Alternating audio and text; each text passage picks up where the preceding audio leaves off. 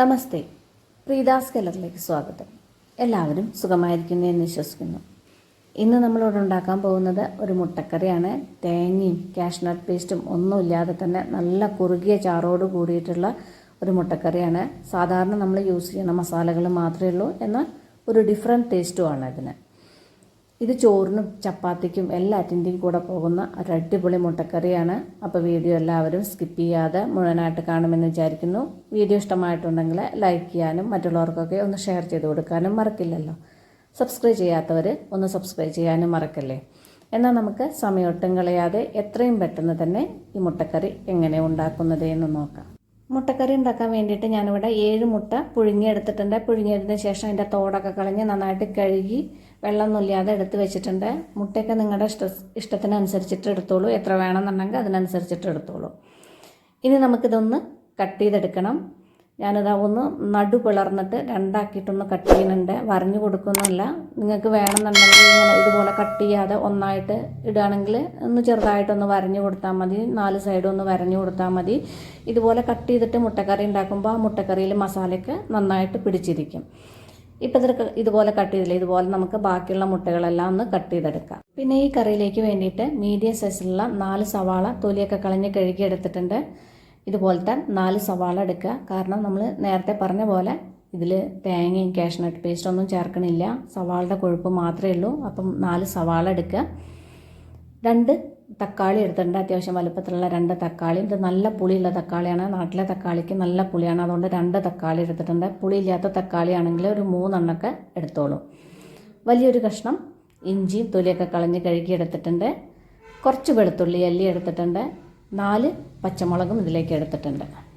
ഇനി നമുക്ക് കറി റെഡിയാക്കാം. അതിന് വേണ്ടിയിട്ട് ഒരു പാൻ വെച്ചിട്ട് അതിലേക്ക് കുറച്ച് എണ്ണ ഒഴിച്ചു കൊടുക്കുക. ഒരു 2 ടേബിൾ സ്പൂണൊക്കെ എണ്ണ ഒഴിച്ചു കൊടുക്കുക. ഇനി ഇതിലേക്കൊരു 1/2 ടീസ്പൂൺ മഞ്ഞൾപ്പൊടി, 1 ടീസ്പൂൺ മുളക് പൊടി, 1/4 ടീസ്പൂൺ ഉപ്പും ചേർത്തിട്ട് നന്നായിട്ടൊന്ന് മിക്സ് ചെയ്തെടുക്കുക. ഈ എണ്ണ അധികം ചൂടാവുന്നതിന് മുന്നേ മസാലപ്പൊടികൾ ഇട്ട് കൊടുക്കണം, അല്ലെങ്കിൽ മസാലപ്പൊടികൾ കരിഞ്ഞു പോവുകയുള്ളൂ. ഇനി ഇതിലേക്ക് നമ്മൾ നേരത്തെ അവിടെ കട്ട് ചെയ്ത് വെച്ച മുട്ട ഉണ്ടല്ലോ, ആ മുട്ട ഓരോന്നായിട്ട് ഇതുപോലെ നിരത്തി ഇട്ട് കൊടുക്കുക. ഞാനിവിടെ വെളിച്ചെണ്ണയാണ് യൂസ് ചെയ്തിട്ടുള്ളത്. വെളിച്ചെണ്ണ ആവണമെന്ന് നിർബന്ധമില്ല. നിങ്ങൾക്ക് സൺഫ്ലവർ ഓയിലോ വെളിച്ചെണ്ണ ഏത് വേണമെങ്കിൽ യൂസ് ചെയ്യാം. ഇനി ഇത് ലോ ഫ്ലെയിമിൽ വെച്ചിട്ട് ഒന്ന് ഫ്രൈ ചെയ്തെടുക്കുക. മറ്റേ സൈഡും കൂടി ആവാൻ വേണ്ടിയിട്ട് ഈ മുട്ടയുടെ പീസസ് എല്ലാം ഒന്ന് തിരിച്ചിട്ട് കൊടുക്കുക. തിരിച്ചിട്ടതിന് ശേഷം മറ്റേ സൈഡും ഒന്ന് ഇതുപോലെ ചെറുതായിട്ടൊന്ന് ഫ്രൈ ചെയ്തെടുക്കുക. ഇപ്പോൾ 2 സൈഡും ആവശ്യത്തിന് ഫ്രൈ ആയിട്ടുണ്ട്. ഇനി ഈ പാൻ നമുക്ക് സ്റ്റൗവിൽ നിന്ന് മാറ്റാം. ഇനി ഇതിലേക്കുള്ള ഗ്രേവി തയ്യാറാക്കണ്ടേ, അതിന് വേണ്ടിയിട്ട് വേറൊരു പാൻ വെച്ചിട്ട് അതിലേക്ക് കുറച്ച് എണ്ണ ഒഴിച്ചു കൊടുക്കുക. ഞാനൊരു 3 ടേബിൾ സ്പൂൺ വെളിച്ചെണ്ണയാണ് ഒഴിച്ചു കൊടുക്കുന്നത്. ഏതെണ്ണ വേണമെങ്കിലും യൂസ് ചെയ്യാം. ഇനി ഇതിലേക്കൊരു 1/2 ടീസ്പൂൺ കടുകും 1 ടീസ്പൂൺ ജീരകവും ഇട്ട് കൊടുക്കുക. ഇത് കടുകും ജീരകമൊക്കെ ഒന്ന് പൊട്ടി വരുമ്പോൾ ഇതിലേക്ക് നമ്മൾ നേരത്തെ അവിടെ എടുത്ത് വെച്ചിട്ടുണ്ടല്ലോ സവാള, അത് നല്ല പൊടിയായിട്ട് അരിഞ്ഞെടുത്തിട്ടുണ്ട്. ഇത് ഞാൻ ചോപ്പറിൽ ചോപ്പ് ചെയ്തതാണ്. ചോപ്പറിൽ ചോപ്പ് ചെയ്തെടുത്തോ അല്ലെങ്കിൽ കത്തി വെച്ചിട്ടോ നല്ല പൊടിയായിട്ട് ഇതുപോലെ ഒന്ന് അരിഞ്ഞെടുക്കുക. ഈ അരിഞ്ഞു വെച്ച സവാളയെല്ലാം ഇതിലേക്ക് ഇട്ട് കൊടുക്കുക. ഇനി ഈ സവാള വേഗം വഴന്ന് വരാൻ വേണ്ടിയിട്ട് നമുക്കിതിലേക്ക് കുറച്ച് ഉപ്പിട്ട് കൊടുക്കുക. ഉപ്പിട്ടതിന് ശേഷം ഇത് നന്നായിട്ടൊന്ന് വഴറ്റിയെടുക്കുക. ചെറുതായിട്ട് സോഫ്റ്റ് ആയാലൊന്നും പോരാ. സവാളയുടെയൊക്കെ കളറൊന്ന് മാറി വന്നിട്ട് ചെറുതായിട്ടൊരു ലൈറ്റ് ബ്രൗൺ കളർ ആവുന്നത് വരെ ഒന്ന് വഴറ്റിയെടുക്കുക. ഇപ്പോൾ സവാളയുടെ കളറൊക്കെ ഒന്ന് മാറി വന്നിട്ടുണ്ട്. ഏകദേശം ഒരു ലൈറ്റ് ബ്രൗൺ കളറൊക്കെ ആയിട്ടുണ്ട്. ഇതുപോലെ ആയിക്കഴിഞ്ഞാൽ ഇതിലേക്ക് നമ്മൾ നേരത്തെ അവിടെ എടുത്ത് വെച്ച പച്ചമുളക് ഉണ്ടല്ലോ, ആ പച്ചമുളകൊന്ന് നടു പിളർന്നിട്ട് കൊടുക്കുക. ഇതുപോലെ ഒന്ന് രണ്ടാക്കിയിട്ടൊന്ന് ഇട്ട് കൊടുക്കുക. ഈ പച്ചമുളകും കൂടി ഇട്ടിട്ട് ഇത് ഒന്നുകൂടി ഒന്ന് വഴറ്റിയെടുക്കുക. ഒരുപാട് നേരമൊന്നും വഴറ്റണ്ട, ചെറുതായിട്ടൊന്ന് വഴറ്റിയെടുത്താൽ മതി. ഇപ്പോൾ പച്ചമുളകും ഒന്ന് വാടി വന്നിട്ടുണ്ട്. ഇനി ഇതിലേക്ക് നമ്മൾ നേരത്തെ അവിടെ എടുത്ത് വെച്ചിട്ടുണ്ടല്ലോ ഇഞ്ചിയും വെളുത്തുള്ളിയും, അത് ഞാനൊന്ന് ചതച്ചെടുത്തിട്ടുണ്ട്. ഈ ചതച്ചെടുത്ത ഇഞ്ചിയും വെളുത്തുള്ളിയും ഇതിലേക്ക് ഇട്ട് കൊടുക്കുക. ഇഞ്ചിയും വെളുത്തുള്ളിയും ഇട്ടതിന് ശേഷം ഇതൊന്ന് നന്നായിട്ടൊന്ന് വഴറ്റിയെടുക്കുക. ഇഞ്ചിയും വെളുത്തുള്ളിയുടെയും റോസ് സ്മെല്ലൊക്കെ ഒന്ന് മാറി വരുന്നത് വരെ ഒന്ന് വഴറ്റിയെടുക്കുക. ഇനിയിപ്പോൾ ഇതുപോലെ ചതച്ചെടുക്കണമെന്ന് നിർബന്ധമില്ല. ഇഞ്ചിയും വെളുത്തുള്ളിയുടെയും പേസ്റ്റ് ഇട്ട് കൊടുത്താലും മതി. ഇപ്പോൾ ഇഞ്ചിയും വെളുത്തുള്ളിയുടെയും റോസ് സ്മെല്ലൊക്കെ മാറിയിട്ടുണ്ട്. ഇനി നമ്മൾ നേരത്തെ അവിടെ എടുത്ത് വെച്ച തക്കാളി ഉണ്ടല്ലോ, അത് ഞാനൊന്ന് അരച്ചെടുത്തിട്ടുണ്ട്. ഈ തക്കാളിയുടെ പേസ്റ്റ് ഇതിലേക്ക് ഇട്ട് കൊടുക്കുക. തക്കാളി പേസ്റ്റ് ഇട്ടതിന് ശേഷം ഇത് നന്നായിട്ടൊന്ന് വഴറ്റിയെടുക്കുക. തക്കാളിയിലെ വെള്ളമൊക്കെ വറ്റി എണ്ണയൊക്കെ തെളിഞ്ഞത് വരുന്നത് വരെ ഒന്ന് വഴറ്റിയെടുക്കുക. ഇപ്പോൾ തക്കാളിയിലെ വെള്ളമൊക്കെ നന്നായിട്ട് വറ്റി വന്നിട്ടുണ്ട്, നല്ല ഡ്രൈ ആയിട്ടുണ്ട്. ഇനി നമുക്കിതിലേക്ക് കുറച്ച് മസാലപ്പൊടികൾ ഇട്ട് കൊടുക്കാം. 1 ടീസ്പൂൺ എരിവുള്ള മുളക് പൊടി. മുളക് പൊടിക്ക് അധികം എരിവൊന്നുമില്ല, എരിവുള്ളതാണെങ്കിലും. 1/2 ടീസ്പൂൺ കാശ്മീരി ചില്ലി പൗഡറും 1 ടീസ്പൂൺ മല്ലിപ്പൊടി, 1.5 ടീസ്പൂൺ കുരുമുളക് പൊടി. ഇത് വീട്ടിൽ തന്നെ തെറുതെറുപ്പോടെ പൊടിച്ച പൊടിയാണ്. ഈ കുരുമുളക് പൊടിയും കൂടി ഇട്ടിട്ട് ഇതൊന്ന് നന്നായിട്ടൊന്ന് വഴറ്റിയെടുക്കുക.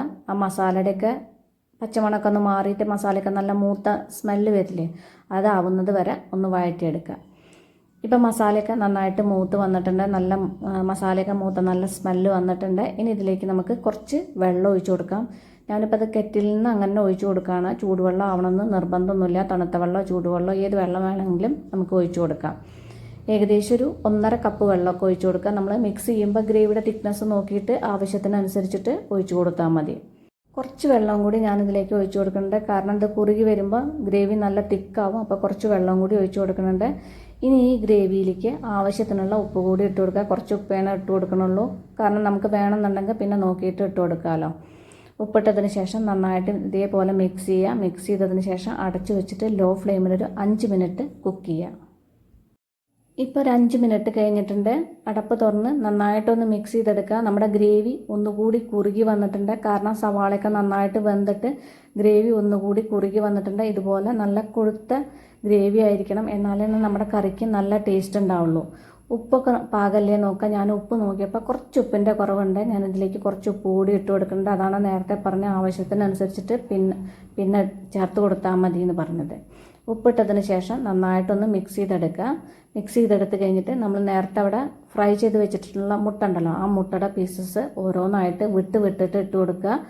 നമ്മൾ കട്ട് ചെയ്തിട്ട് ഫ്രൈ ചെയ്തതാണ്. ഒന്നിച്ചങ്ങോട്ട് കൂട്ടി ഇട്ട് കൊടുക്കരുത്, അപ്പം മുട്ട ഉടഞ്ഞു പോവുള്ളൂ. നിരത്തി ആ ഗ്രേവിയിൽ നിരത്തി മുട്ടയുടെ പീസസ് ഓരോന്നായിട്ട് ഇട്ട് കൊടുക്കുക. ഇപ്പോൾ എല്ലാ മുട്ടയുടെ പീസസും നമ്മൾ ഇട്ട് കൊടുത്തില്ലേ.